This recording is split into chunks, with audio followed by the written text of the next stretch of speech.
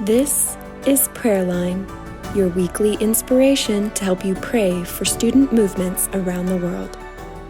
The undeniable gospel. You can't register a church, you're not allowed to evangelize, your electricity and water might get cut. In this South Asian country, Christians are denied much, but one thing can't be denied: the gospel's power to save. In his first weeks at university, Chandra was wreaking havoc. He was an angry and insolent young man. His heavy drinking often ended in brawls, but by the end of his first year, his life was turned around. The student fellowship group embraced him, and he embraced Christ. He says, "Looking back, what showed me the reality of the gospel was their lack of judgmentalism and their loving care despite all my flaws." Tashi arrived at camp in a very bad way. She felt so depressed that she was intending to end her life. But as she listened to talks about Jesus, the Good Shepherd, loving and valuing his sheep, she realized her true worth. She says, "It changed my life. I can honestly say that I wouldn't be here today if I hadn't gone to that camp and heard Jesus' word to me." Despite the positive gospel impact that student ministry is bringing across 10 campuses and 6 graduate groups, meetings and camps are often under suspicion by the authorities and even some older house church pastors.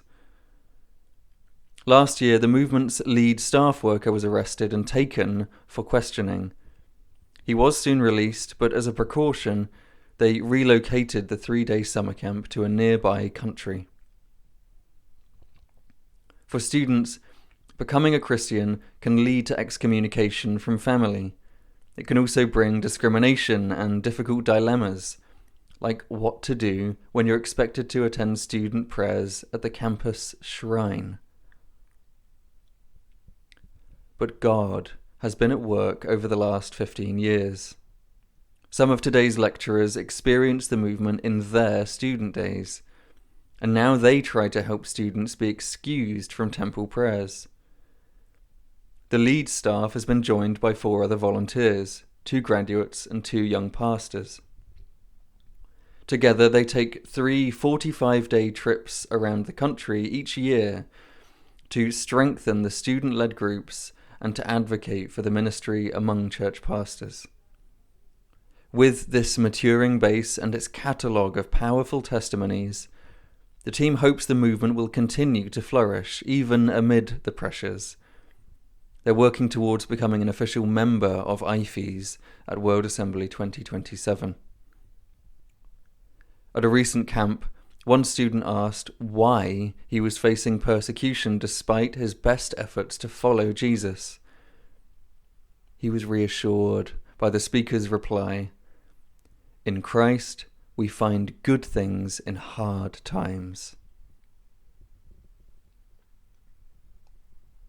Thank God for the winter camp in January, attended by 90 students, including 6 who weren't Christians, and 45 graduates. Pray they will know the undeniable hope of the gospel and share it with wisdom and courage.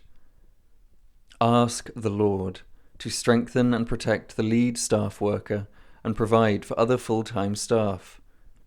Pray that many local Christians will grasp the vision and contribute to the work, with students, graduates, and diaspora supporting a sustainable ministry.